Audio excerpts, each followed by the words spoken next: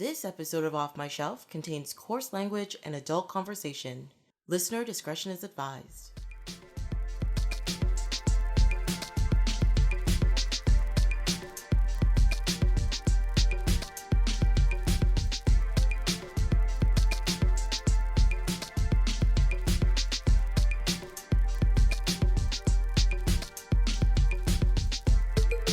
Hello, my name is Tracy James and welcome to Off My Shelf, a podcast about movies that are well off my shelf, where we go through my DVDs and talk about the movies in my collection. In this first official episode of 2024, Alix and Jessica Lutzer join me to discuss a couple of intense, gritty tales with Requiem for a Dream and Reservoir Dogs. Welcome! Hey! What a way to start the year with, a heist that goes really wrong and drug addiction? Yeah, two movies where not a single good decision is made. No. The entire time. Single good decision. Never. Yeah.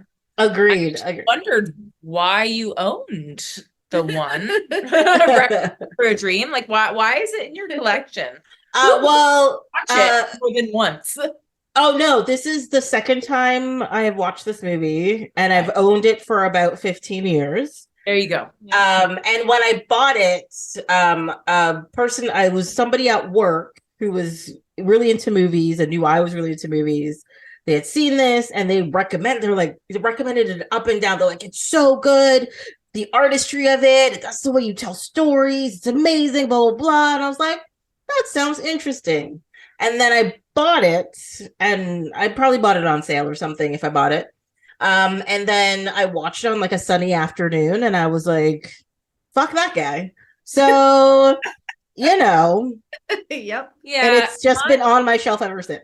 Yeah. That's fair. That's fair. Cause like, no matter what you think about it, I don't think people want to rewatch it. No. No. This is the first time I'd ever seen it.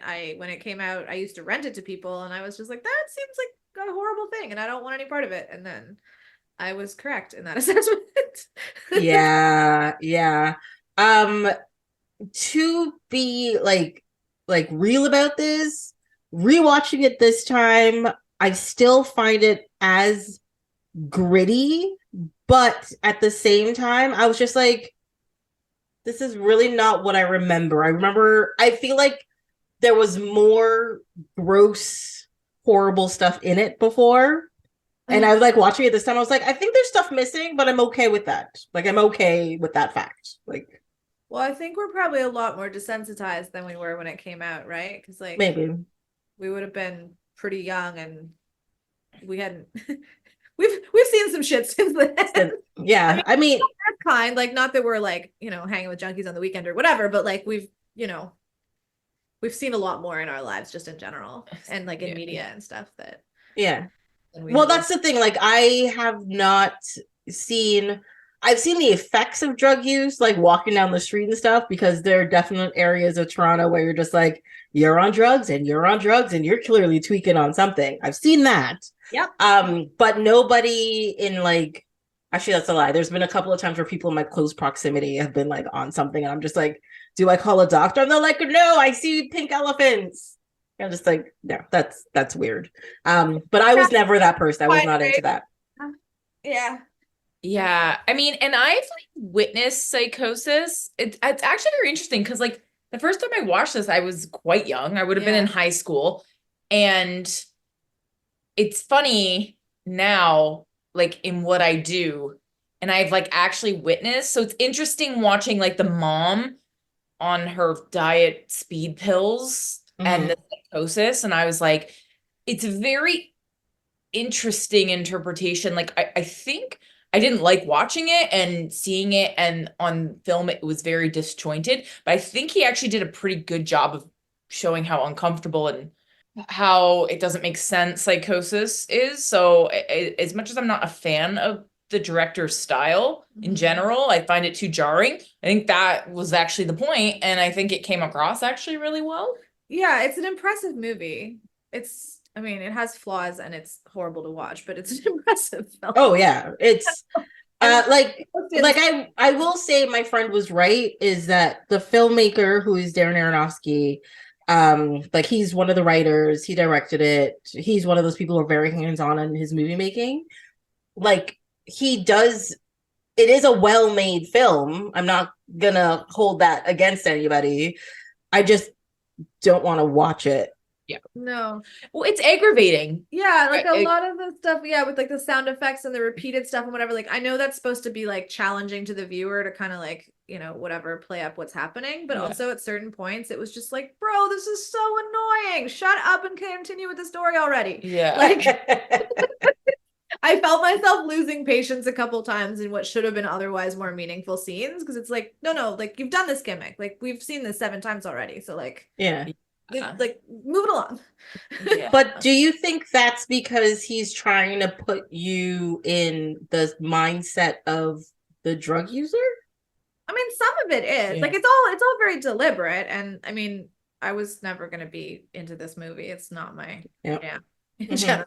So like that, I mean, that might just be a me thing. But again, like it seemed like he could have done similarly challenging things with sound and images that wasn't the same thing every time. You know what I mean? Repetitive of sounds. Was. And yeah, maybe that is, you know, it's probably deliberate. A comment on the cyclical nature of addiction or whatever the fuck. But yeah, I don't know. No, thank you. Yeah, I kind of, it's funny because while I was watching it, because it's been so long since I've seen it, probably. You probably weren't even in high school, were you? Yeah. Oh. No. When it came out, maybe. I don't think I saw it in theaters. I wouldn't have been allowed. Yeah, this came out in 2000, so yeah. Because I remember. Yeah, I sure wasn't allowed, guys. Yeah. But I saw it as a teenager because I remember I knew I had seen it, and as I was watching it, I remembered certain things that were gonna happen. So I was like, no. And I think I remember, I think I was around 15 when I saw it at a friend's house. So because we thought it was cool. Yeah. Well, I mean, they thought it was cool. I don't know what I thought about it. I just thought, oh, if anything, it's like a great thing for teenagers to watch. Yeah. Don't do heroin, guys. Yeah. Because this is what is a realistic watching of someone spiraling out of control into addiction. It's actually quite realistic, where people are like, oh, a little bit, and then slowly it's like all you think of, and then you do like worse and worse things to get the drug, because as we see in, is it Marion? As we see her, I mean, I think for probably all 3 of us, like watching what she did at the end, it's like, girl, yeah, you have a safety net, use it. But she just is so like, it'd be interesting to delve into her relationship with her parents, and just, was this just an ultimate fuck you to them, or it started out that way, living that artist lifestyle. You know, they were probably, you know, pretty strict, but you can have our money, and there was probably a lot of strings attached to it, as comes with money. And this was an ultimate fuck you. And then it spiraled out of control into addiction. And then she wasn't going to crawl. Well, I mean, at least in the movie. Yeah. You know, I you know. Well, it seemed like the parents had set up sort of a safety net that was already failing for her, because like her person who was supposed to be a therapist and talk to her was already abusing her and abusing his position. And she was also realizing that, because like, she was like, he's abusing me, so I'm gonna abuse the relationship as well. But her parents like, you have to see this therapist or you don't get any money. And she was like, I don't want to be by him, but I need money, so I'm gonna go check this out. So yeah, he was a person. Gross. Yeah. Well, most of the people in their lives, like all of the people involved in this, everybody is exploitative of all of them. From like the doctors the mother goes to the, of course, like they're drug dealers and stuff, to go into prison, being in a hospital. Everybody was around them was exploiting them in some way, or abusing them, or just did not care what situation they were in. They were just like, you're gross and you're a drug user, so we're just gonna fuck you over. Yeah. Anybody who had the capacity to help went emphatically in the other direction. Exactly. Yeah. I mean, it's that classic thing that like, you have a defect, there's something wrong with you, which is why you are addicted to drugs, right? Like You are morally wrong. You are a defect. There's no point for you in society. So we're not even going to try. And I really felt for the mother. I was like, oh man, like, yeah, she's a widow. Her son's a douche. Like, and she just wants to lose some weight, and it's the 90s and they're pushing, and she's already susceptible to the speed in a sense, right? And well, imagine being that age and still being that naive. Like, not even with the pills, but like when her son comes home and is like, yeah, I have a job and importing, like, lady, every single thing he just said, he may as well have just yelled drug dealer, and she had no idea. So like, she clearly doesn't have yeah, like, but strong yeah, yeah, that's true. But I think that has to do with a lot of people have a blind spot with like people they love, quote unquote, and especially their kids. yeah, Where they're like, no, he was a good kid. They're all good kids. My kids are great. And you're just like, he's a serial killer? And they're like, but he went to school and he was smart and he brought me flowers for Mother's Day and blah, blah, blah. But he murdered 12 people. Like, well, they can't. And as well, she's thinking of him when he was like 12, and now he's a grown up with flaws, and I mean, a lot of flaws. And the whole TV thing was absurd. Yeah. But yeah, no, she didn't have a lot going on in her life, and it made her really susceptible to that. And also, like, the way that they were just like, oh, you're having trouble with the pills, here, take more pills. Like, it seems exaggerated in the movie, except that, like, being in the height of the opioid crisis, it's pretty obvious that doctors actually do behave that way, even still. Oh yeah, like different products, same effects. Yeah. Oh, he didn't even look at her. He's like, oh, you want to lose weight, here's your prescription, walk out. Like, it's like, dude, she wasn't mobilely, she literally had like 25 pounds maybe, right? Like, she was perfectly fine, but he's like, here's some pills, and it's like, whoa. It's not like she was 500 pounds and in there and they were like, this is to save your life. Yeah, this requires medical intervention. No, she just wanted to into a new dress. She probably just needed to be more active and probably had activities in the community, and then she probably wouldn't have spiraled. Yeah, girlfriend needed a hobby in the worst way. Yeah. Well, all she did was watch from this movie, at least. All she watched was the infomercial with that guy, and then sit outside in the sun with people, and then go back inside and watch it more. Yeah. Like, yeah, if she had just eaten a reasonable diet instead of trying to subsist on grapefruit, and then also walked around the block a few times a day, like, she probably could. She would have been fine. Yeah. I mean, that one scene where she's sitting there and the fridge is just like, what's up? Hey, come here. I was like, I felt that, but I didn't go to the doctor for speed. So, but also, like that first night when she's lying in bed and there are like bagels falling from the ceiling or whatever, it was just like, hi, it's been like 12 hours. What is happening here? Yeah. Like, I know, it's like, I guess they're trying to illustrate that she has an addictive personality. I think so, yeah. It was a little, again, that was a little bit where I was just like, this is like, like, I mean, a little bit farcical, but I mean, yeah, and this whole movie is essentially about using addiction and drugs to like make your dreams come true. And her dream was to be on TV and to fit in that red dress. And to do that, she needed to lose weight. And I guess it did, like, she probably, she did have an addictive personality. She was very susceptible, right? Like, a lot going on in terms of like affection or social network, attention, or social, she had the old deers in the the courtyard, but that was kind of it. And it took them an awfully long time to notice that she was spiraling. Oh, they did, for like, because she was excited about this. She's showing up all the time, and then all of a sudden you're just like, something's not right, and everybody's just like, she's fine. Like, to be fair, winter happened in there, because I initially thought that, and then I realized they wouldn't be socializing outside or out of their apartments because it got cold, right? At the end of it, they were in coats and stuff outside. Yes. When she really starts to spiral, I think, is when everyone went inside for the fall, like, because then she didn't have even that like day-to-day social interaction. But you never see them again until they visited her when she's already completely lost the plot, right? Yeah. Well, at least one thing I liked about that scene, though, is that, like, it was sad that they were crying. They saw her and she was horrible. But at least it showed that she did have friends, that she did have people she could have gone to, but she didn't go to them, essentially. I mean, that just sort of adds to the tragedy of it, right? That, like, there were people she could have reached out to her who would have helped her, and she didn't. And also that, like, those people didn't realize they needed to realize they needed to reach out. And also like, because one of them was the woman who talked about the pills originally, right? So yes. like that's a lot for her to carry. She made it like an off the cuff remark, and it turned into destroying someone's life, essentially. Yeah, because it goes to show that like some people, just all it takes is like one pill, and then other people, her daughter could have been on those diet pills for 6 weeks, lost the weight, went off, and was perfectly fine and had no issues.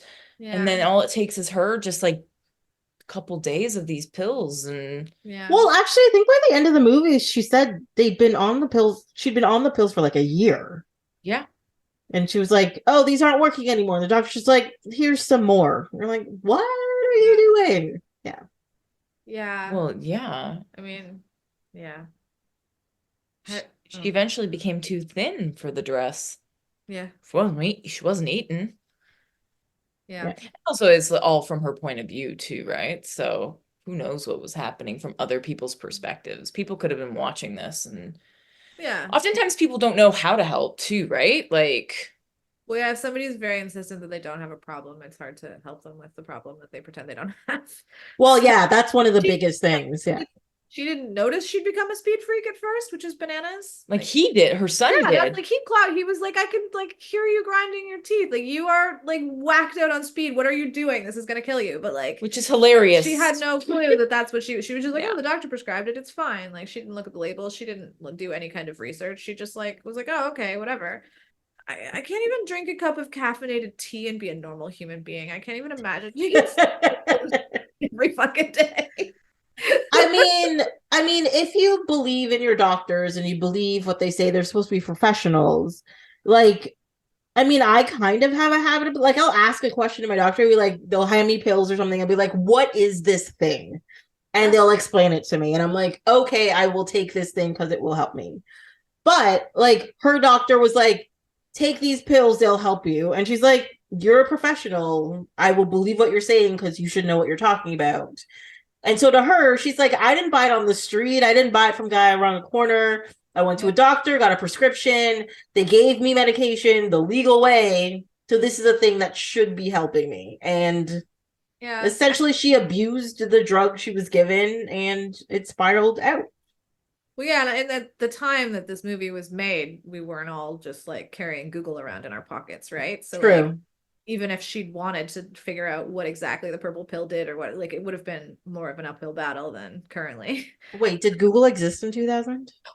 No. I'm still using, I don't know, Netscape or whatever the hell, but didn't have a computer. Just look at the TV. Yeah, no. So, but like, but even like, yeah, the technology, but also like just the impulse, because now like all of the universe is at our fingertips. So like any question we have, we just look it up right away. There's no like, oh, I must remember to think about that when I get home and like, you know, check. Yeah, you can like, you get that instant gratification of knowledge or winning an argument or figuring something out. Yeah. We find information and like how and when has like massively changed in the time. Oh my God. Yeah. Before it used to be like every other year you'd get like a new encyclopedia set, or when they had Encyclopedia Britannica on the CDs.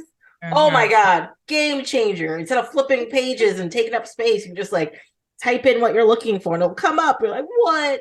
You know? Encarta, I think, that came with everything. Encarta, yeah. Yeah. Anyway. It was huge. Yeah. Madness. I also think her personality, she's not a questioner. No, it's true. She doesn't seem to want to find out information. She just goes, okay, and then moves on. She's and not curious. Yeah. And I mean, if she was, she probably would have had hobbies and friends. But anyway, that's not even a judgment. It's just a fact, right? Like if she had been more interested in the world around her, then she would have spent more time in it instead of watching that weird infomercial all the time. But scary. But like, yeah, like from what limited information I had about the movie, I assumed that when she started getting into the speed, like she would need more and that she would have to get into like illegal drugs, and that's what would be her downfall. But no, it was all stuff her doctor prescribed. Just the stuff her doctor prescribed. Yeah. Like I actually thought, from my remembrance of it, I thought there was more of a build up to the intensity of this movie than it just starts. They're on heroin, and I was like, wait, isn't there like a part at the beginning where they're like, we're good kids, and then something happens, and then I'm on heroin, and then it's downhill? Nope, they just throw you in there. they're also very functional at the beginning because they do use not like they're not actually junkies yet, right? Like they are doing it, but they're like also handling it. But yeah. Are you sure they weren't junkies at the beginning? Because they think they were junkies. They just were able to get heroin. And one of the reasons why this spiral happens is that drug war, and they weren't able to get any heroin. And that's when they were just like, they started, what is it called? With getting withdrawal symptoms and stuff. And it was making them go kind of off kilter, you know? Yeah. Yeah. I don't know. Because it didn't seem like they were doing it all that much right at the beginning. Like they were doing it, but yeah, as you say, it was more of like a party thing. Just like, oh hey, we scored some heroin. Are we gonna like do this now, or are we gonna like like it was more like, okay, this is the time and the place we're gonna do this, as opposed to like, needing just it all the time. You need it, like you're craving it as yet. Yeah. They were really functional at the beginning, and then they got more and more into it. Yeah, especially because like when they were selling it, they weren't really like he's like, we shouldn't even do it, and the guy's like, oh, we'll try a little bit, but like they actually did only try a little bit, and then they sold a bunch and made all that money. And then but in between that time period, they were still doing it on and off. Oh yeah, but I mean, they're doing it on and off. They weren't just doing it all the time. Like they weren't. Like they had a little bit of control still. Yeah, they were fairly functional human beings that sometimes did heroin, and then it got progressively less true as things went along. But yeah. Oh, can I talk about, you mentioned it, you brought it up, and the minute you brought it up, I could not handle the accent. Which accent? Jared Leto sounds like he's so like bad. Somebody told him about what a Jersey accent sounded like one time. Like, and they're from Brooklyn. Like it's like everyone else in the movie sounds perfectly normal, and then he's just like, for Christ's sake. Yeah, no one else tried to put an accent on. I mean, maybe the like Brooklyn ladies, but they all just sounded like Brooklyn ladies. He sounded like, I don't know what he was doing, a caricature of someone from Staten Island. I don't know. Like, yeah, he was making a choice. Once you hear it, you're like, oh, she did it. I was like, oh God, that's so bad. My bad. But yeah, no. Yeah, because I was like, where the hell are they supposed to be from? Like Mars? Why does he sound like that? And then it was like, oh yeah, no, this is set in New York. Like, yeah, like it's not like they're not anywhere quote unquote foreign for us. So he should sound, whatever he sounds like should have been fine. Yeah, because Brooklyn isn't really like, I mean, if he was from Long Island or Jersey or something, it would be one thing, but like Brooklyn is full of a lot of everybody. There's not like a distinct Brooklyn accent, and his mom didn't have one. And no, she didn't. And that's the thing. He brought on like a, you know, when movies, when they have like the bodega guy who makes the bagel, and he has that, he was like trying to do that accent of like a 50-year-old, like super watered down. Like he was trying to be subtle. It was like the LaCroix of accents, but it really Anyway, once you notice it, you don't notice it until you notice it. And then you're like, oh, that sucks. Because no one else had an accent. Like, the funny thing is, you say that now, and I'm trying to remember, and I'm like, I don't remember even hearing an accent, but I'm never going to rewatch this movie again to figure this out. You know, it's not a thing that's going to happen. He also didn't always have it either. Like, it wasn't consistent. 100% committed to it. No, he wasn't. He was young at that time. How old? Well, he was 30. Isn't he in his 50s now? No, they were, all the actors, I think the oldest person was Leto. And Connelly. They were 30, 29, and 28. I looked up all the ages yesterday because I was just like, how old were they when they made this? And that's what it was, Jared Leto is 52 years old. Mm-hmm. Oh, I thought he was, I must have a portrait in his attic. My mom asked, she was like, who's in that movie? Because I was telling her about doing the podcast today, and I was like, the one who looks like Jesus. And she's like, Jared Leto?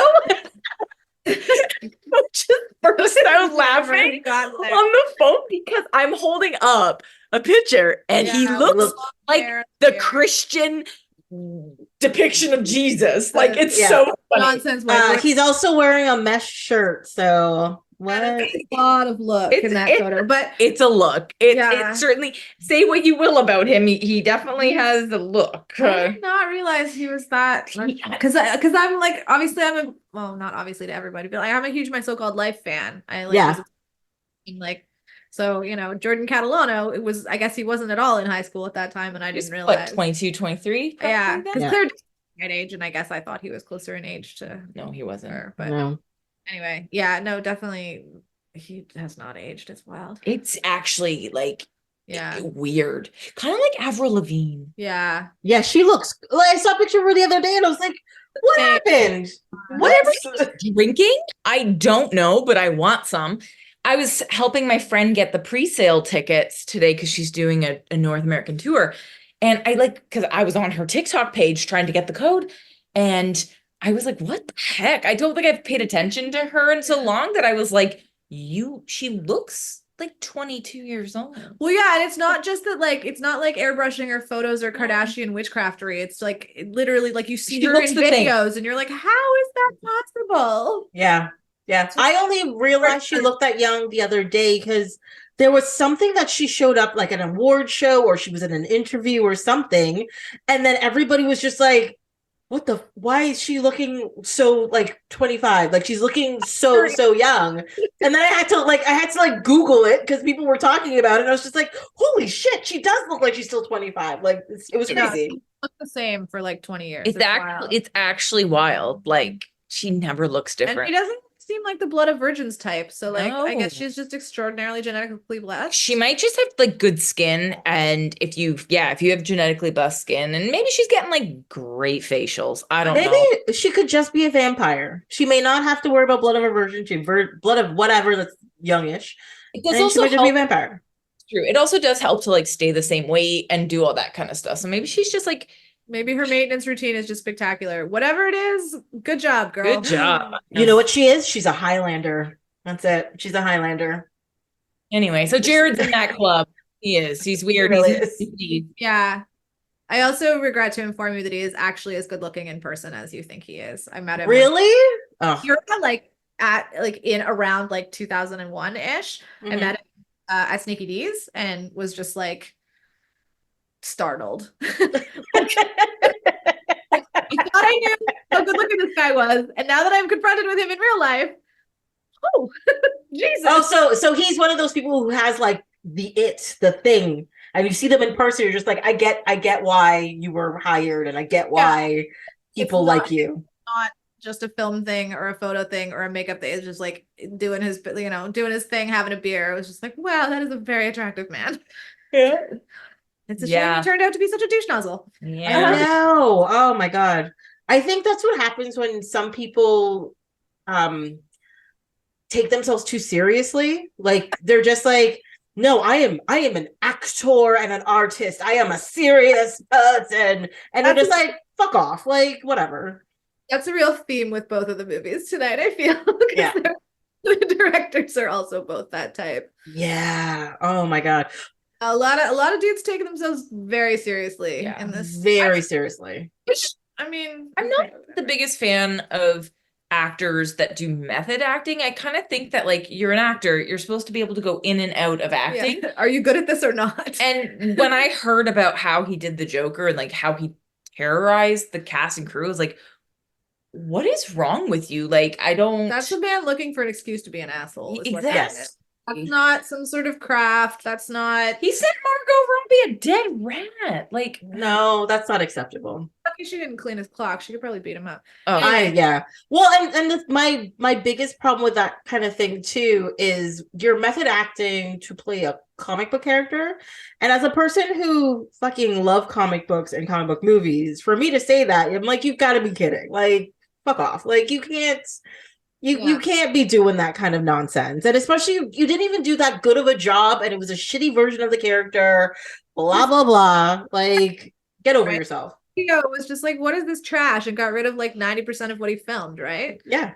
He has a right to be big mad about that, but also maybe you shouldn't have been such a jerk off the jump. Yeah, and do a better job and actually get a better costume designer, but whatever. That's a different story. Yeah, no, aesthetics were not there either, but questionable. Yeah, But also there are ways to like, if that's something that you need to kind of like stay in care, like stay in the moment or whatever, like if that's something that's part of your process or whatever, like there are ways to do it, right? Like when Hugh Laurie was on House, he only ever spoke in an American accent on set. That's different, so, like, I think. Like he was to a certain extent in a character because he was like his coworkers from that show like get weirded out when he speaks in his normal voice because they like knew him as, you know, he sounded American.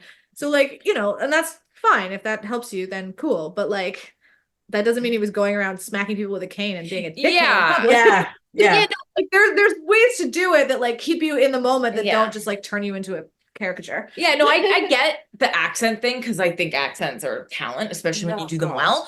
But yeah, it's when your character is a horrible human being and you start acting like a horrible, like that's not an excuse. Like you can't just be like, I'm playing a role. Like, oh, could you imagine being Daniel Day-Lewis's partner and him speaking like Lincoln for like a fucking year? I think I'd cry and be like, what? Seriously, dude? Like, just talk normally. I mean, he's a very, very talented actor, but also speaking of people who take themselves way too seriously, I mean, even when he's not in method acting, I suspect he is way closer to unbearable than not. So whoever decides to spend time in his orbit kind of knows what they're getting into because like the actor where fun went to die. Well, I've heard stories about him where like he is a bit of a method actor and he likes to stay in character when he's on set and all that kind of stuff. And like sometimes it rubs people the wrong way, but other times he's apparently quite good at like, I'm playing a shitty character. I'm going to go in my dressing room and be a shitty character, not be shitty all over you. So, which is, I guess, acceptable at that point, right? Yeah. Don't do it to other people. Don't send people dead animals. No, his thing is something that he does. It affects him. It affects, I guess, like his family or whatever who've chosen to play along with this. But like, he's not infringing on other people. Correct. Yeah. I think, method acting is an excuse to be an asshole. So. Yes, often. We get it. Yeah. I don't know. I only have a few notes about this movie. I mean, we've talked about a lot of it. I do have one thing to say. So the DVD I have is actually the hold on. Do you have the director's cut? I do. I have the director's cut. And what was I gonna say? So one thing I really enjoyed and hated about this specific DVD was the menu screen. Oh no. So the menu screen is, you know, at the end of an infomercial, which they didn't show in the movie, but at the end of the infomercial, they always have that screen that's got like the picture on the side, and they have like the information to call in and the blah blah blah around it. And it's like it's always like orange or blue or green or some kind of obnoxious color. Well, the whole screen for this is for whatever infomercial she kept watching. And it's just big and blue on the side. And I thought it was real cool until I tried to find menu options. And I'm just like, where the fuck is it? Like, it was just, nothing was highlighted in a way that made it easy for you to just pick out where you want to go and pick things out. So we had some design issues there. Design themselves out of functionality. Yeah, that's exactly what they did. And there's so many little featurettes on here that I was like, after watching this movie, I was like, I just want to get out of this world. I can't watch any of them, so I did not. And how much is added to the movie? I don't know, actually. So the runtime on this one is 102 minutes. Is that about what ours was? Same. Yeah, it does say 102 minutes. Okay. All yeah, right. so I actually, because I haven't watched it enough and I've only ever watched this director's cut version. I've also never seen this movie on like TV or something by itself. Nobody's airing this. That would be a hatchet job and a half. They can't show most TV. Yeah. Well, not during the day. They can show it at like 1 a.m. But I don't think anybody up at 1 a.m. wants to watch this anyways. Showcase After Dark wouldn't touch this trash. No. It's not fun. It's not, even the raunchiness isn't really like fun raunchy. It's just like curling in on yourself, like, oh, please stop it kind of thing. scene with the two girls was just like, oh God, like these guys are all going crazy. Like, that's not hot, it's just fucking awkward. Yeah. It's not even, it's gross. There's like, there was nothing sexy about it or attractive. And no. I was just like, I'm like trying not to look at you. I can't look at you right now. Yeah, it was not pleasant. No, it was horrible. Yeah. Which I guess is like the point. But also, yeah. Ugh. I mean, there is something to say about them just kind of stopping at all these horrible points in these people's lives to just be like, sometimes there is no rainbow on the other side. Sometimes there is nobody there to catch you when you fall. Yeah. Mm-hmm. You're just in prison without an arm or being beaten by racist cops or prison guards or whatever. Yeah. It's like, because so I watched this one. I really had to psych myself into watching this. I know I messaged you guys yesterday about it. I was like, I'm just working myself up to watch it. Yeah. I was also trying not to watch it too late, but I ended up starting watching it at like 9 p.m. And I'd finish at like 10:45, and I was up to like 1 because trying to empty my brain of this stuff. Because I watched like an episode of Castle and like Big Bang Theory, and I was watching Jimmy Fallon, and I was like, I can't go to sleep with this in my brain. Like, this is not a thing that's gonna work. But that's fair. It is disturbing. It is. I will say I was impressed that it was only an hour and 40 minutes. I was happy. That movie today, it would be like 2.5 hours long and utterly unbearable. So, yeah. But yeah, they pack a lot of horror into not a lot of time. So it did. Yeah. Well, like I said, they didn't waste any time getting into the horror of the story, right? They were just like, we're going to start right at the edge of horrible and just get worse from there. Yeah. And that was it. And that's exactly what they did. And surprisingly, this is Aronofsky's second movie that he ever directed. Well, outside of school, I guess. And to be honest, like, that's pretty impressive. For a second movie. After I saw this movie, I watched Pi. I own Pi. This is one of the movies, sadly, we skipped from last year. But Pi is an interesting movie, but it's also incredibly difficult to watch. It's not long. And it's not like this kind of hard to watch. It's just very extended shots, and like the audio in it and like the sounds they use is like, it grates on your brain, and you're just like, the concept's really interesting, but I cannot do this. I have no patience. We should. Yeah, I think if you were on that one, you'd be like, I'm not doing this. This is not a thing I'm gonna do. Yeah, fair enough. Yeah. No, I mean, as a relatively new director, it's an impressive achievement of a movie. Again, I hate it. Watch it ever again, but like, it is impressive. One thing that was interesting to me too is like the sort of like there is a narrative arc, but like at any point in the movie you could be anywhere along that arc, because it's like, is there 10 more minutes or is there another hour? Like, you can't tell based on what's happening on screen where you are. Yeah. Right, like, yeah, I was happy that I remembered approximately where the end of this movie was, because where the end of the movie is where a lot of filmmakers now are like, oh no, now we're gonna make it happy, and then you gotta like watch them fix everything. And I'm like, nope, that go back uphill does not happen in this movie. They're just like, no, we're leaving you at the bottom of the pit. That's where they are. That's where you're gonna be. Have a good time. Everything's gruesome. Here you go. Yeah. No, exactly. It's like, keep it real. I'm looking at his filmography. The only movie of his that I've watched and I've liked and I've watched more than twice is Black Swan. Oh, he did The Whale. Yeah, I did not get around to watch it. I was like, I don't need that depression in my life. That's literally what I said. I think Leah and Mike told me I wasn't allowed to watch that one.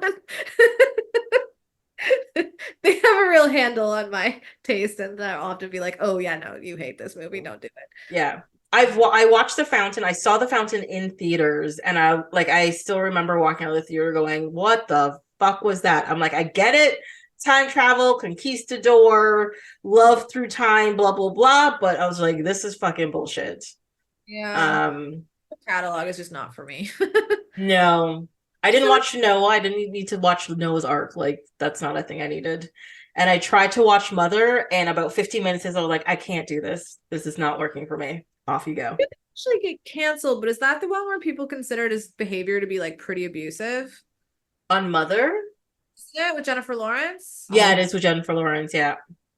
He's wonderful, and I had such a great experience, and everyone else was just like, how is he getting away with treating her like that? Like, I think Oh, is that the one where well, because she's supposed to be like isolated and scared, and essentially everybody was told to like not talk to her and leave her alone and all that kind of stuff. Is that one? Oh, I think so. He got a little method behind the camera, and it was not No, we're not doing that to people, guys. super kosher. Yeah. So, I mean, I guess if you immerse yourself in this level of darkness, it's gonna affect you, right? So Yeah. yeah.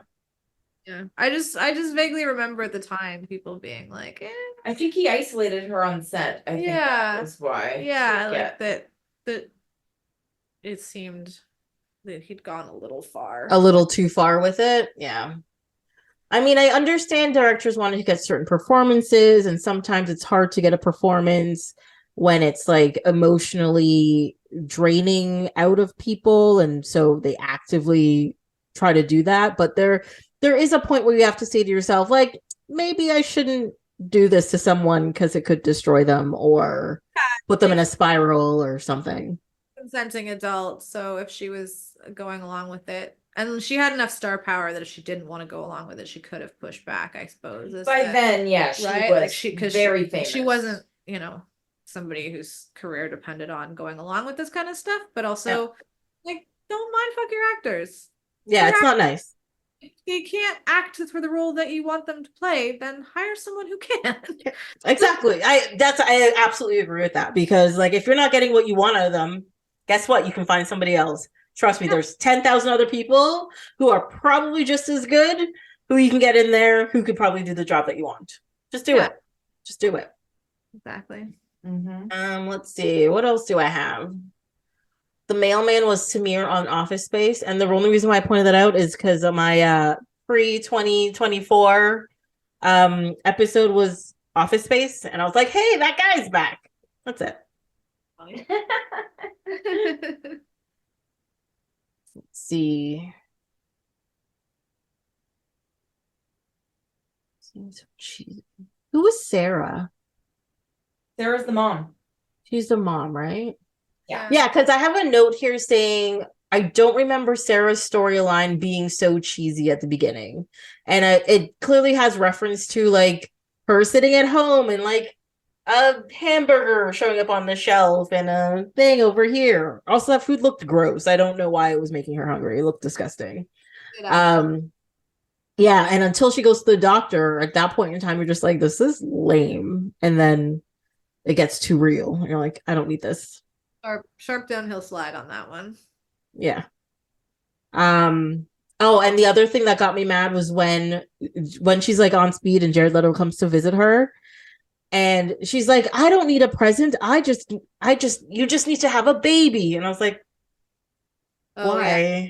Well, she was obviously unhinged like from the beginning, and that really, yeah. Yeah, but I also think that goes back to like that parental instinct that was like shoved into everybody's faces, that you're just like, no, you're an adult now. If you're in a relationship, you have a baby. That's what you do. You have to, you're an adult, have a baby. I want a grandchild, have a baby. And I think that's what she was kind of pushing. Yeah, and she was obviously a homemaker who lost her husband at the time when she should have been getting the most of his attention, right? When he was retirement age or whatever. And then like her son is intermittently in her life in less than positive ways if he's taking her TV. So like, yeah, she has a lot of domestic energy that is not being expended. And the husband is dead, not just left them, right? No, I believe he's dead. Yeah. He's dead, right? Okay. There was a couple of points in there where I was like, at the beginning, I was very sure he was dead. And then in the middle somewhere, she was saying some things. I was like, wait, did he just leave them? And then at the end, I was like, no, I think he's dead. He's dead. So dead. Yeah. Yeah. Okay. Yeah, that covers all of my notes for this movie because I was actively like, I know usually when I watch them, I actively try to make myself focus. With this one, I was actually trying to like not focus, to be honest. Yeah. I was like, I can't concentrate on this that much or that heavily. I can't do it. Like that, no. Yeah. Yeah, exactly. So for sure. yeah. Let's get on to happier topics with Reservoir Dogs. I don't know if that's the term I want to use, but I'm gonna say that for now. Yes, happier terms. Quentin Tarantino just gotta chill and he doesn't know why. He's just like, what? Yeah. Yeah. This was my first viewing of Reservoir Dogs. Oh my God. No, I thought I had seen it. I would have like put money down on having seen it because I've seen like his earlier work.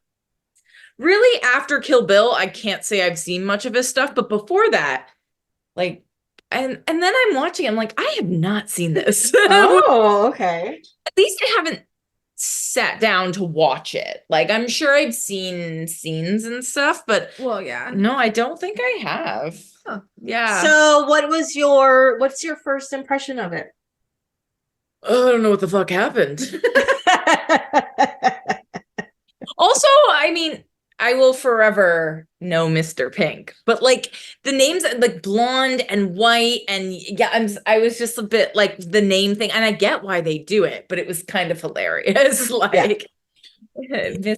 Brown, Quinten. Yeah. But like, yeah, no, I mean, it was interesting. Like, I enjoyed watching it, but I was just like, what is happening? Like, it was an interesting the way the timeline. Like, I was trying to figure out, and I was like, okay. It's another one where you don't know where you are in the narrative arc. Yeah. Like, again, there's 10 minutes left of the movie, or it could be another 2 hours, and you have no idea. And obviously they did that on purpose with like the different perspectives and playing with the timeline. But yeah, it does make it kind of a disconcerting movie to watch because you don't know where you are in the movie. Yeah. Well, I mean, this is his first studio movie. And as you know, Quentin Tarantino, like if you watch any more than 2 Quentin Tarantinos, you realize he almost never tells a story perfectly linearly. No. Yeah. And this was like the amateur version of that, and then Pulp Fiction perfected it, right? Because Pulp Fiction, he picked the order, how to put the story together in like the right way, but it's of course not in order in any way. Yeah. No, this was sort of his proof of concept of how he would then make other movies. Yeah, it's shocking to me as a person who's just coming on the scene, just wrote this script, and was like, yeah, I can get some Harvey Keitel in there. I can get some, what is it? One of the Roth, Tim Roth and Michael Madsen. Like these are, and Steve Buscemi. Like I know they weren't, I think the biggest person in this is Harvey Keitel at the time.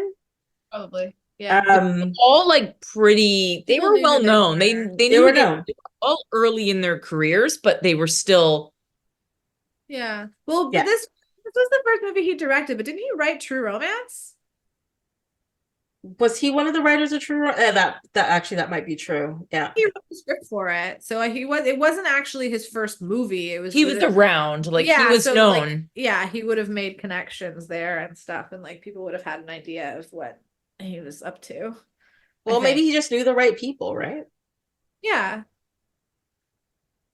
I mean, and they wanted. I don't think he would have had any trouble networking. This, the ego continues to grow, but like even when he first started out, he was egomaniac. So, yeah, like he's definitely a person who's very into himself. I mean, I think any director that puts himself in the movie constantly. Yeah. Well, let's see. Yeah. He wrote.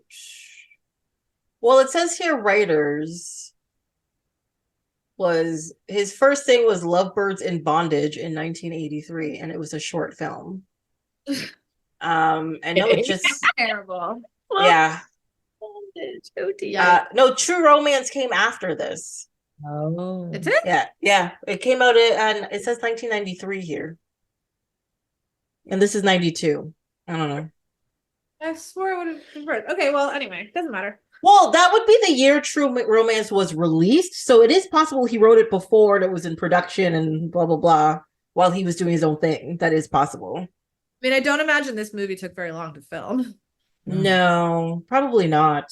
When you take away the time fuckery, like there's very few sets and the scenes aren't very long. Like it's only the length that it is because they show things like multiple times. Right? Yeah, they do. So yeah. I mean, it's got some stuff in it that did not hold up well, but I guess it was pretty terrible at the time also. So yeah. I am very used to him throwing in the N-word in movies, but in this one it was excessively egregious because usually much. well, because usually he'll throw it in there and it's not usually as derogatory as it is in this movie. Whereas in his other movies, if it's used in a derogatory fashion, somebody gets their comeuppance immediately for saying it because like they'll say it to like a black guy and they'll get like shot in the face or punched or whatever. Whereas this, it was just like a bunch of white guys sitting around, you know, N-words be robbing people and N-words be in jail. And I'm like, it was can we not do this? Thank you. Like usually it's more of like a casual vocabulary thing and not like the focus of conversation. Right? Yeah. One sequence in the car where I was just like, hey, I hope my neighbors can't hear this. Turn that down a bitch. Yeah.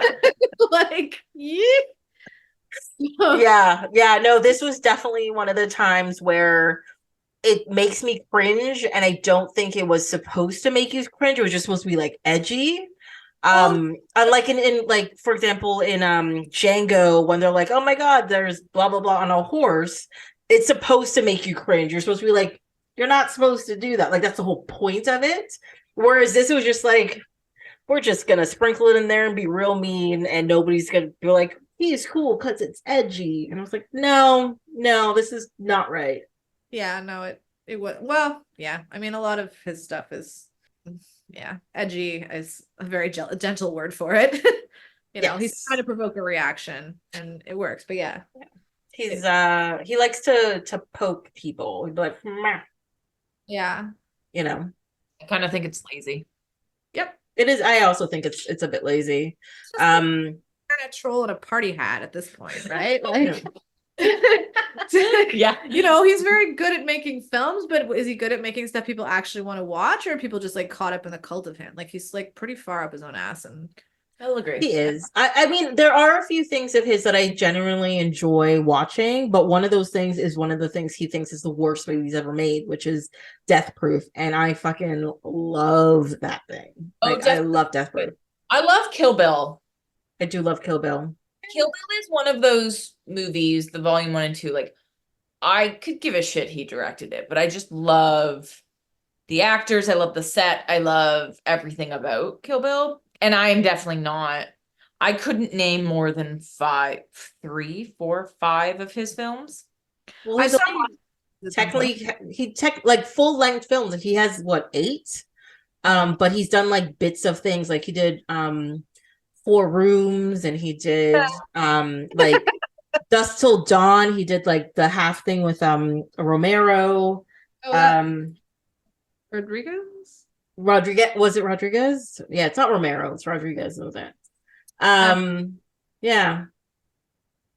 When I was in high school, I did one of the rooms from 4 Rooms as a 1-act play that I had to direct for my OAC drama project. Which one did you do? Which room? With Tim Roth. Yeah. That's the best one. Wait, no, he's the bellhop. So which? But the girl's like tied to the chair and is running the gun around and all that. Like, yes, okay, that one. Yeah. Okay, no, they're all with Tim Roth. I'm done. But anyway, it was a whole experience. Anyway, but I have a lot of affection for that movie. Yeah. No, I do. I actually really do love 4 Rooms. I think it's great. I mean, the part with the witches at the beginning, I'm very like meh about, but that's not Tarantino's fault, so I can't argue with that. Antonio Banderas and the burning curtains and like all that. Oh my god, I love those kids. They're amazing. I love it. I love that. That's my favorite room. Yeah. Followed by the Tarantino, followed by the chick tied to the chair, you know. Yeah, I've never seen it. Oh, it's good. I wonder how it would hold up. I haven't seen it in many years, but the last time I watched it was like 2 years ago. It was on here. I did it for this, so, and I was actually quite shocked how well most of them worked out. Yeah. Let's see. So 10 movies. Okay. And the 11 is the movie Critic, which is in the future. Which is coming out, yeah. Yeah, he's got Reservoir Dogs was his first, and then Pulp Fiction, Jackie Brown, The Kill Bills, Death Proof, Inglourious Basterds, Django Unchained, The Hateful Eight, Once Upon a Time in Hollywood. Those are all the ones that have come out. I have seen all of his movies. And I've probably seen that episode of ER because I was a bit of a freak with ER when it was on TV.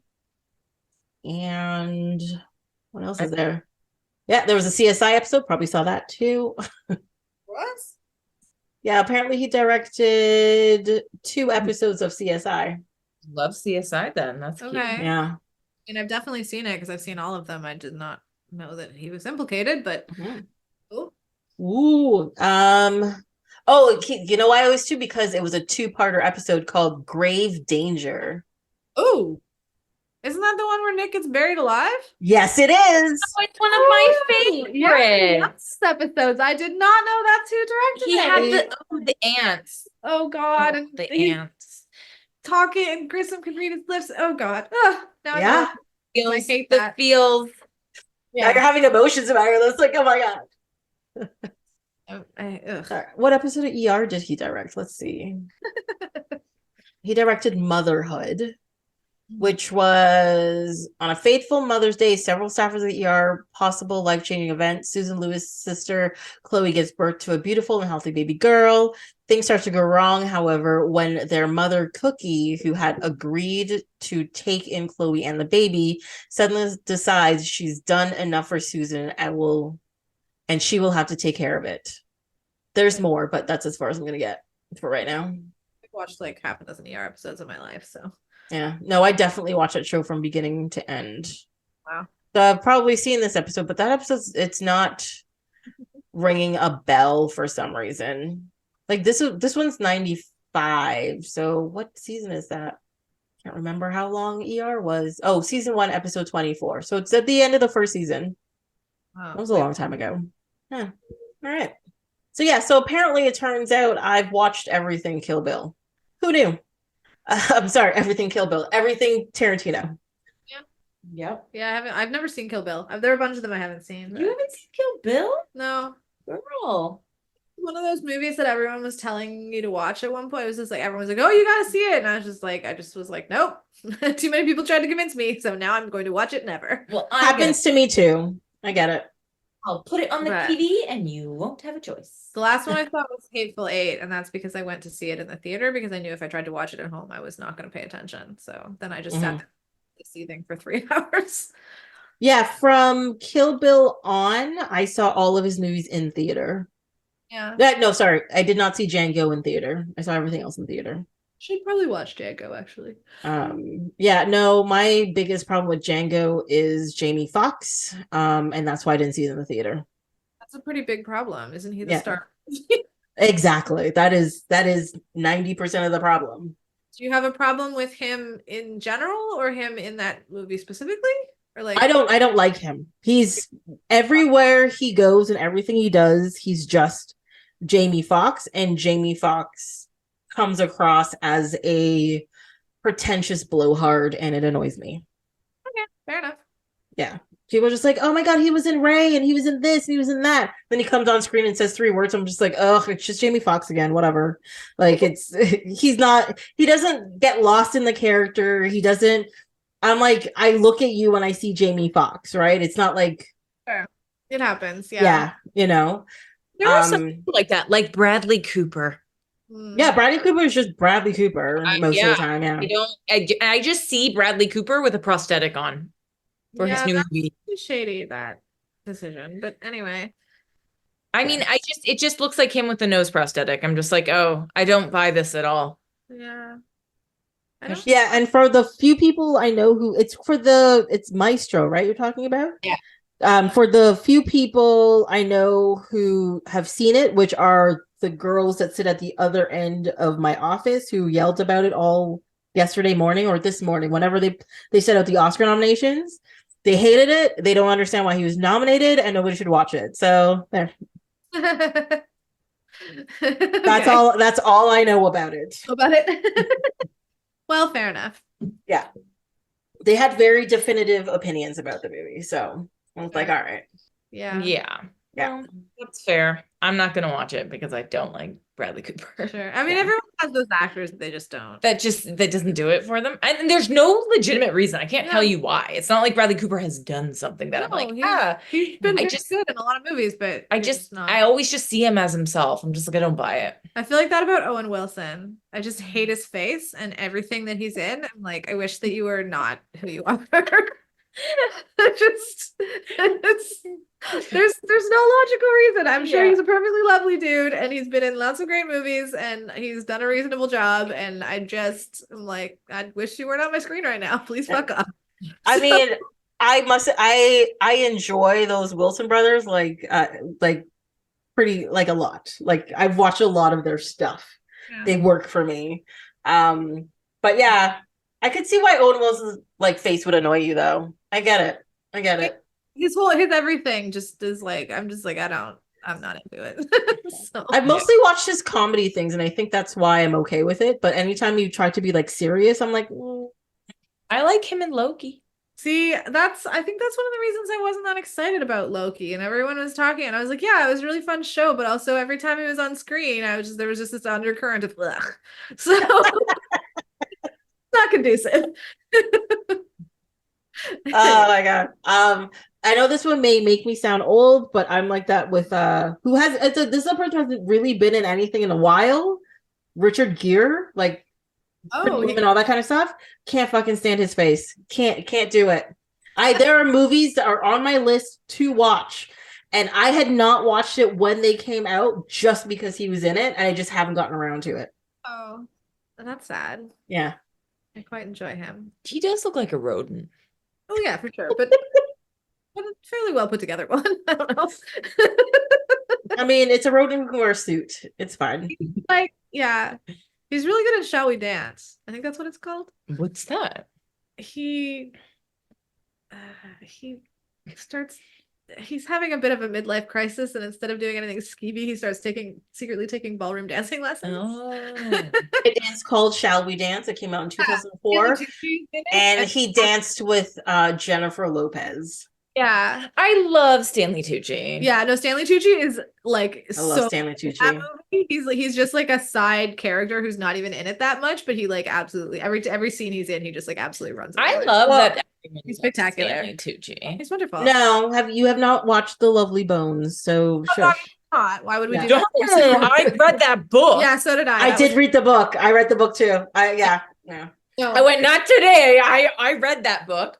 Yeah. Even he is skeeved out by that role. Like every time anyone asks him if there are like roles that he would like never do again or like wishes, he's just like, oh, that movie was horrible. Like just traumatizing for everybody, including everybody involved. Yeah. No. Can't do it. Yeah, no, I would never watch that. I don't know. One thing I did realize while watching Reservoir Dogs, and like if you pay attention to like the dialogue, Tarantino reuses a whole bunch of from this movie in Pulp Fiction. Mr. Blonde is the brother, right? Aren't they linked? Aren't there some connections? Like, isn't he supposed to be Vincent Vega's brother? Well, they talk about a guy named Vic Vega who's in prison. Mr. Blonde, but I don't. Vega, and I think he's actually supposed to be Vincent Vega's brother. Really? No. Vic Vega is Mr. Blonde. Mr. Blonde. Vega is from Pulp Fiction. Yeah, I know. Yeah. So I think that they're supposed to be. I think like he's actually related to each other. There's like that. That's supposed to be. I mean, obviously, other actors appear in Pulp Fiction, but yeah. Well, I think besides Michael Madsen, don't they all appear in Pulp Fiction? Because I know Tarantino does. Actually, until I had put a note until Harvey Keitel gets killed at the end, I was like, isn't he just the wolf? Like, isn't that the same character? Because I was like, he's gonna live, and this is just like an extension. He just moved across the country or something. Well, I mean, Harvey Keitel, I don't know. I'd have to look at his acting resume, but like he often shows up in movies to Harvey Keitel about it, but also he picks his projects well, so it's not like a gross like why are you getting in the way of this thing? It's just like, yes, there was a space for Harvey Keitel there, and somebody cast him. How wise! It's so true. He was cast really well for the role that he played. Like I thought he did such a good job. Because it doesn't actually make sense the way he's like so committed to going to bat for this kid that he doesn't even know, but on the other hand, he just like sells the heck out of it, right? So like you're just like, this makes no sense, but like, okay, I'm with you. I was a bit confused. I was like, I see, maybe he see himself in him? I don't know. I guess he was doing a major thing, and or was it that he quote unquote took a bullet for him? But he was he already helped the kid escape, right? Like they were already committed before the unfortunate gut shot incident. Yes, yeah. Like, which that was one thing I did not remember. Like I thought he got gut shot by like the cops by accident, but it was like no, they were trying to steal somebody else's car, and that person was armed. You know. I had entirely forgotten that. I think I actually said "whoa" out loud at my TV. I did too. Yeah. And like I think Tim Roth like had a same look on his face that I had when he shot the person, because he was like, shit. And I was like, oh shit, he did it. Like he's the cop. He's supposed to be the good guy. Like it was, I had very much the same reaction. Yeah. Yeah. No, I mean, there are a lot of startling episodes of people getting shot in that movie, more than I remembered. Their core budget must have been immense. Yeah. Good God. So much blood. Tim Roth just bathing in it every scene. Like I did enjoy how they all just shot each other. Yeah. I did enjoy that. And I actually really enjoyed when I'm bad at the names, Mr. White, when he shot him after he tortured the other cop. What's the Oh no, Mr. Orange shot Mr. Blonde for torturing the cop. Thank you. Yeah. I just like how because I thought he was dead. Yeah. And then all of a sudden he just shot him like 7 times. He just put the clip in it. He deserved. He actually was a psycho. He was a bit of a psycho, yeah.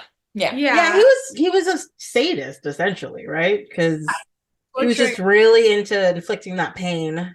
He's not doing it because like he's just. But good on, I'm going to say good on the cop tied to the chair. Yeah. Because, dude, I would have said, if someone was coming for my ear. Yeah. I mean, he was going to die anyway. Like, that guy is crazy. He'd seen their face, like, all of their faces. Like, there was no way they were letting him go, and he would have known that. But no, it was kind of impressive. I was like, good for you, buddy, because this guy's nuts. So, like. Yeah. Well, maybe that was the reason why he was able to keep it, because he's like, they can do whatever because they're going to kill me no matter what I say. So just do it. Yeah. Plus, maybe he thought the cop, like the undercover, was already dead.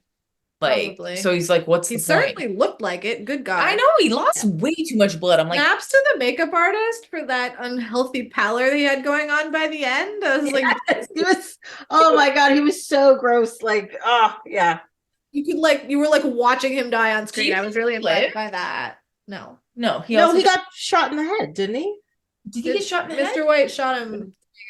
Oh yeah. I can't. Like, there's too many guns. It's possible he didn't, but the cops shot Mr. White when he had his gun in Mr. Orange's mouth. So the chances that his brains ended up all over the warehouse are way higher than him getting the yeah. You know that it was. There's no confirmation, but they're all just dead. Yeah, I think so. I think they're all dead. One thing that annoyed me about this, which they kind of mentioned it a couple of times, they show him on screen for about 3 seconds. Nobody cares what happened to Mr. Blue. They're like, that guy's dead. You're like, is he? What was he doing? Who was that guy? He was the one guy in the Gru who had no name. If you look at him, you're like, I don't know who that guy is. He was at the table in the beginning, and their slow motion walk to whatever they were going. He was there. That was it. But even on like the box and stuff where they have like cutouts of the whole crew, he's like over here. Sorry, I pointed outside of the picture, listeners. Thank you. Yeah. Well, didn't Mr. Blonde shoot him?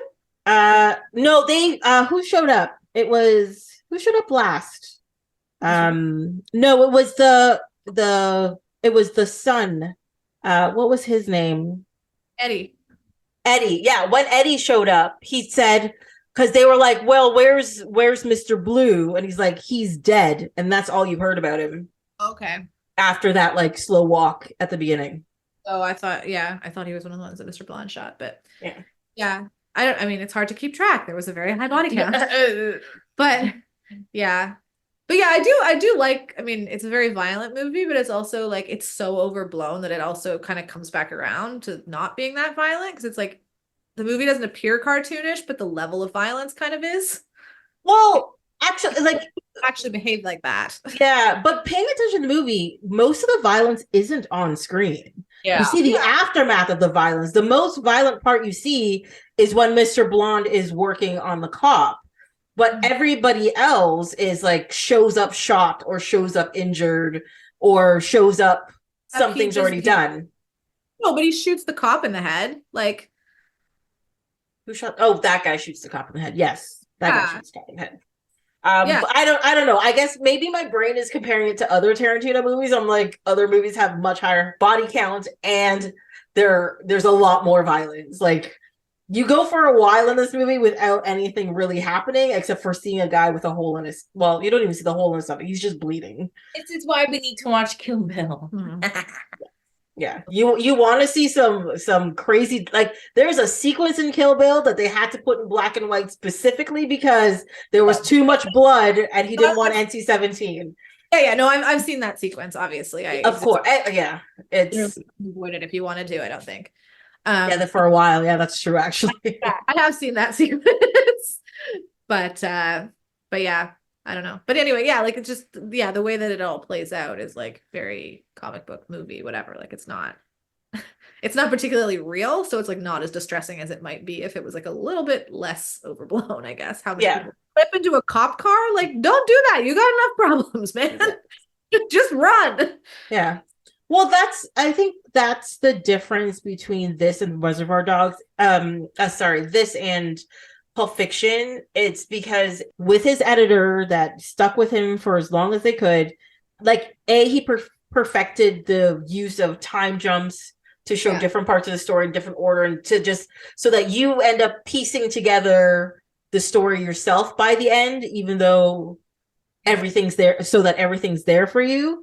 But also the way he makes violence, not like, you see this is comic booky, but I think by the time he hits Pulp Fiction, some of it's a little bit the same, but I find it's a lot more difficult to watch. Like, it's very like visceral, as I want to say. Like, it's very like, oh my God, like, things are happening, you know? Yeah. I mean, there's also an element of sexual violence in Pulp Fiction that is not in Reservoir Dogs. So that adds some yikes factor. Did you lose you? I'm trying to figure out, like, the whole Marcellus Wallace thing. Remember that? Oh no, you say, oh my God, I'm so you say sexual violence, and I think like nobody was raped in this. No, well, technically they were raped, but I think of women, which is wrong. It is wrong of me, but that's what I was thinking, and I was just like, and then so there's like that horrible scene, and then the like aftermath, like the revenge aftermath, which is like, wow, that's hard to watch, but fair play. But I've seen that scene many times, and still to this day, every time it comes on, I'm just like, oh my God, I don't think I should watch this part. Like, it's very hard, and it's very brutal, and it's very like intense, and I've never desensitized to it, I think is the right term. Yeah, it's not something that you see in very many movies. It was unusual at the time, and it remains unusual today. I haven't seen Pulp Fiction in like, I don't even know, more than a decade for sure. and I can still like picture that scene. Yeah. It's horrible and unusual. Yeah, Pulp Fiction is one of the few ones of his movies that they'll show on TV very regularly. And if I catch it and it's on, it's one of those things where I'm just like, oh, I just want to watch this one part. Oh no, I gotta watch. Oh, this part's coming up next. I gotta watch this one part. And then by the time I keep saying that until the movie's done, and I'm just like, shit. And of course, they can't show it at like 2 p.m. They're showing this at 2 a.m, and I'm in bed at like 5 a.m. going like, why am I so tired? I don't know. Like, it's ridiculous. I need to stage my brain. Yeah. But I think it's one of those reasons. It's one of like Pulp Fiction is one of the reasons why like Tarantino is so revered. I don't think like it's always hard as an artist, especially when you kind of come out on top almost immediately, to like go above it. And I'm not saying his movies that came after are worse or bad or anything, because as you know, I've watched everything. But Pulp Fiction is just, it's a proper balance of like action and gritty, but there's humor involved in it. And the way the story's told is you just want to see the parts. The parts are all good, and the whole makes it even better. And it's like, I just can't not watch that movie when it's around for some reason. Yeah. He sort of metaphorically peaked in high school on that one. Right? Yeah, he did. Yeah. It's an all rush ever since. Yeah. Senior in high school, the quarterback of the team. Boom. Yeah, out of the gate. He just absolutely nailed it, and then has never quite. Yeah. Hey, and he's made other lovely movies, but none of them have the same cultural impact for sure. But also I find they don't have the same like pull. Like, I can turn off Kill Bill, like if it comes on TV. I can turn off Death Proof, which never comes on TV. I can turn off his other movies, right? But Pulp Fiction, can't turn it. I don't even care. I don't care what time it is. I'm gonna end up watching it. Yeah, I mean, and also it's an interesting one too, because the characters are very well drawn. Yes. Even though they don't spend a lot of time on screen, you get a really good sense. I mean, he's good at dialogue. That's like kind of a shtick, but like, yeah, you get a really good sense of them very fast. So then it's like you actually care what's happening to them more than you do. Like, I mean, Reservoir Dogs, like the dialogue is very good, but also like you don't know very much about anybody. It's just like a couple lines, and so you don't get like emotionally invested. Whereas like, well, and the thing about this too is like everybody's technically a bad guy, but there's clearly quote unquote bad guys and quote unquote good guys in this. Whereas in Pulp Fiction, I find, again, they're technically all supposed to be bad guys-ish, but you like everybody. Like, you like all of them. Like, you want to know what happens. You want to hang out with them. You want to be like, you're cool, you want to be there. Yeah. No, it's a very clever movie. It is. It really is. Yeah.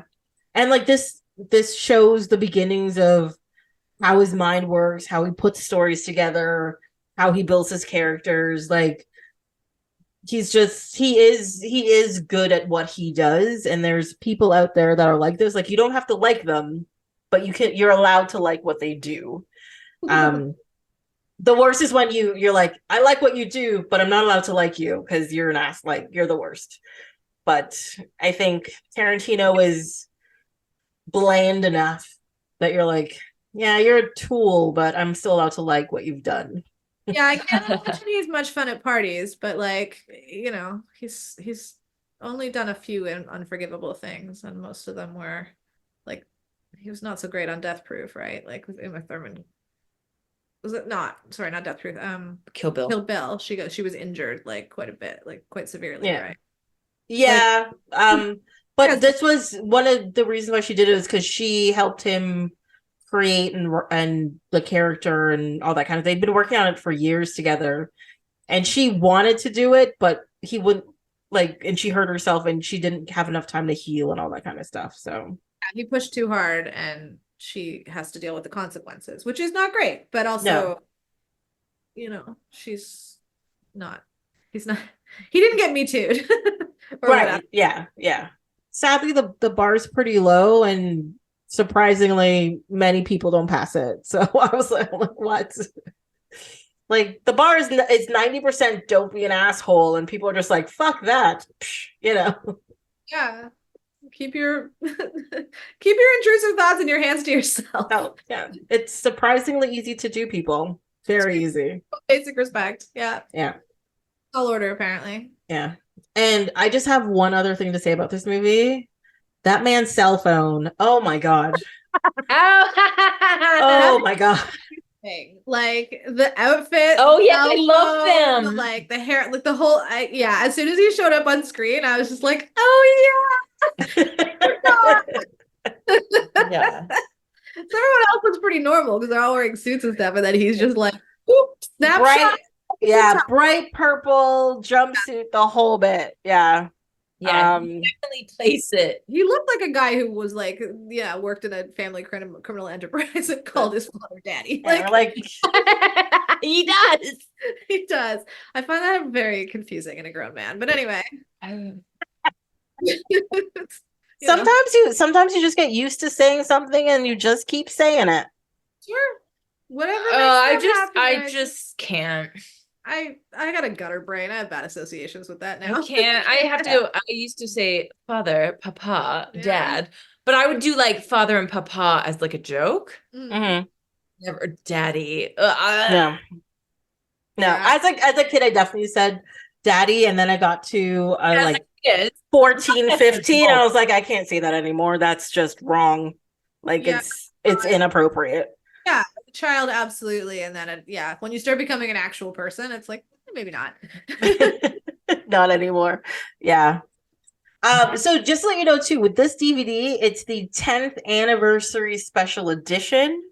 And when they put it out, you could get there were different covers for the different people. So you can get one for like Mr. Brown, Mr. Blonde, Mr. Pink, whatever. I have Mr. Brown, Tarantino's. Oh. Punchable face.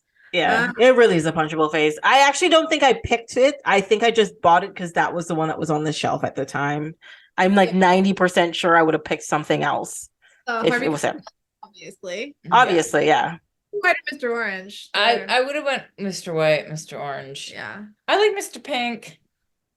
I mean, but I mean, if we're going for aesthetics, bless his heart. Well, yeah. I think I would have gone Mr. Orange. That's true. Yeah. I never maybe I owned a copy of the movie at some point, but I definitely had the soundtrack and I loved it and I listened to it all the time. Same with Pulp Fiction. His movies have amazing, all of them have amazing soundtracks. Yeah. The Reservoir Dog one has like chunks of dialogue in it. Yeah. Like the Let's Get a Taco speeches on it, for example, which is fine if you're just like at home, but like if you put it on, like I definitely like put it on at some point when my parents were in the room, and then that started when my mother was just like, what is this, child? Like she's staunchly anti-Tarantino. She saw Pulp Fiction and was horrified when it came out. Yeah. Oh, I cannot even mention Tarantino in front of my mother. She'd be like, no, none of this. Oh, my mom having it. Loves like she loves Pulp Fiction. As a like literal child, I was more desensitized to violence than my mom is, like as a full grown adult. My mom had no, like even when she was watching Saltburn, she was like just like but like then she laughed and she afterwards she was like, that's a great movie. Mm-hmm. And then like so it doesn't faze my mom. She also raised 2 teenage boys and they were just horrible human beings. They're monsters. Yeah.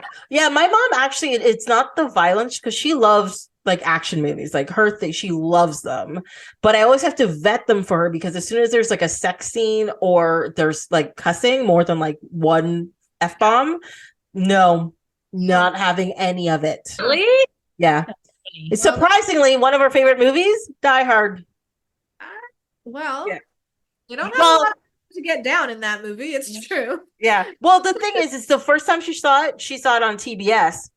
So for years, that movie had no cussing in it. And then I bought the DVDs and she put it on when I wasn't home. And I was like, so how you doing? She's like, I'll watch this on TV from now on. I was like, okay. Yeah, that's the way. That's it. Yeah. I bet you adorable. I could bet you could find a DVD of like The censored version. Censored version. Oh, probably. Yeah.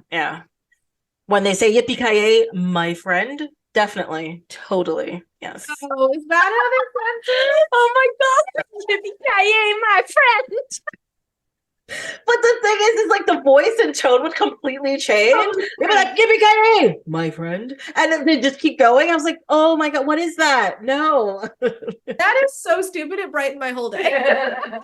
And the other one I remember, this was in For Vengeance. They called him it's when Zeus was calling McClane. What was he calling him? I forget. It was something mean and that had cuss words in it, and then they changed it to stupid white farmer, and I was like, I think it was like stupid motherfucker, and it was like they changed to stupid white farmer, and I was like, no, that's not working. Well, so the worst TV censorship I ever experienced, I saw a copy of Boys in the Hood that was taped off TV. And which I don't know why they bothered to air it but they obviously couldn't cut out all the swearing because then they would have had like a 15-minute movie. So but I guess they were airing it at night, so they were allowed to say fuck, but every time they said motherfucker, they censored the first half, not the second. Yeah. So the whole movie is just like fucker. What? Yeah, like you'd think that they'd keep the mother and take the actual bad word out. Think that, but no. Yeah, but what was the other one? They used to do, they'd bleep hole and asshole was the other one they did for a long time. Well, that's curious. Yeah. But if they said goddamn, they did the whole thing. Yeah. I remember that. Yeah. And I was just like, wait, what? This makes no sense. It is kind of weird. Even still, you can say ass on TV, but not asshole. Correct. Yeah, there's apparently it has to do with the way the word is used. So if it's used as like what is it? I actually have like a documentation of this for like work.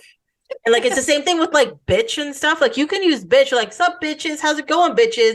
But if you say she's a goddamn bitch, it gets bleeped. Oh, interesting. Yeah. Huh. It's stuff like that you're just like, I do not understand how like the censors are working, who's sitting there watching this to make sure, what context is this in? Like, just get rid of all of them. Just be done. Like targeted derogatory, they have to bleep it. But if it's just like yeah. The worst case of censorship I ever saw was, so they were showing, what channel was it on? I don't know. It was Sex in the City they were showing, and they were showing it on like W Network or something like that. But it was in the middle of the afternoon. It was like 3 or 4 in the afternoon and stuff. And there was a specific episode that I saw. Did you guys watch Sex in the City? First season on and off. Yeah, on and off. But not. Well, I remember this specifically because it was Samantha who had a boyfriend who had funky spunk. Oh, I've seen that episode. Yeah. Oh, yeah. Yes. And that episode made no sense because it's like they didn't just cut like the words or the terms, they just cut out whole sections of the episode. The episode was like 15 minutes long, and I was just like, with ads, and I was just like, why did you even bother putting this on air? Just don't air this episode. Like, just don't do it. It was crazy. I was like, who's gonna understand what this is? It makes no sense. And then she broke up with him for an issue that they did not show at any point during the episode. Yeah, that's exactly what happened. Like, there was something, she's like, here, have some pineapple. And he's like, okay. And then I broke up him. You're like, what? Who? Okay, sure. Yeah, whatever. Done. That was the worst editing I ever saw. I'm like, just don't put it on TV. Just don't do it. That's it. If the whole thing not make sense, then you've gone too far. Just share that episode. So great. Yeah. Sex in the City from Reservoir Dogs. Yeah, and we're going all over the place. It's fine. In there somewhere, we find the connecting points. The guy who plays Joe, he played Elaine's dad on Seinfeld. He's also my Star Trek connection. What up? There was one. Was there one in Requiem? No, actually, in Requiem had, where's that guy? What's that guy's real name? Keith David. I feel like he was in an episode. Oh, okay. Hold on. Just lie to us. Oh no, he wasn't. Okay, never mind. Not him. That's all. So then I don't know. No, I don't think so. Possibly not. Yeah, my thing is if I don't recognize you by face automatically or like the sound of your voice, I don't think they're there. But it's possible. Oh wait, hold on. Sorry, one more. Right. One more. Because this guy is in like everything. The pimp guy? Infomercial guy. Yeah. Sure. Star Trek Next Generation. Boom. That's right. He's Castillo. Oh my god. And one of the best episodes of the show. That's fine. Yes. Yeah, of course. I know where you were gonna go. What was the show the mother was watching? Yeah. What was it? What was the product? It's something juice. Yeah, but what? I was supposed to write that because there was one point where he was going through what juice meant, and you only actually heard the last like 3 letters. Yeah, I know. Yeah, it wasn't. He did it on purpose, but like yeah, it was just like, yeah, it was weird culty chanting, but no actual explanation of anything. It was so culty, It was crazy. Any other notes? No, I don't think so. No, I enjoyed Reservoir Dogs, and I hope to never watch Requiem for a Dream ever again. Yeah, ditto. I absolutely stand behind teenage Alix being like, I don't want to watch this. Yeah, she was right. She made the right choice. That is correct. Yeah, I had until I started this podcast, I assumed I would never watch Requiem for a Dream again myself. So I completely understand, and I'm on board with both of your comments about these movies. Yes. And I love Reservoir Dogs. Yeah, and now I would like to rewatch Pulp Fiction and Kill Bill because they're my favorites of Tarantino. Yeah, they're great movies. Oh, and a new watch of Kill Bill 1 and 2. We'll see. Oh, it'll happen. Yeah. What's it called? What guys? I can't. Is it Mr. Blonde is in Kill Bill? Michael Madsen? Yeah. Yes, he's in the second one. Yeah. A lot of them are in a lot of his. Well, yeah, like he uses the same act. right? Yeah, they're all Mm-hmm. with one of each other. Like Tim Roth is in a bunch. Yeah. Love Roth. Love Tim Roth. He's a joy. Yes, I do. Yeah. He's also one of those people I find is a underrated actor, and should have gotten a much bigger fame than he has. But he's like such a good character actor that like as soon as you see him.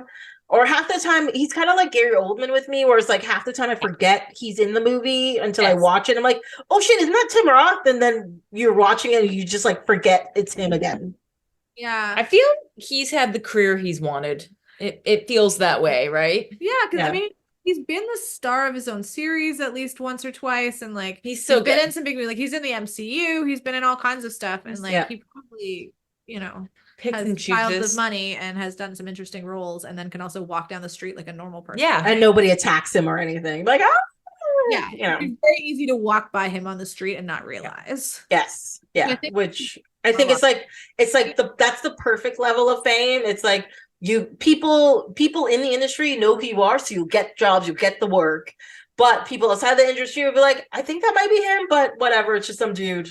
Or like, walking, making the money. They're like, oh, it is that guy, lovely, but they don't need to run up to him. Like no one needs to run up to Tim Roth. Mm-hmm. Yeah. No, leave him alone. He's not gonna get mobbed at Starbucks. He might have people occasionally being like, "Hey, buddy, like I love your movies," but cheers, my friend. But like that's about it, Yeah. Agreed. That's where you want to be. Thank you so much for being on this week and having a discussion about these 2 good films.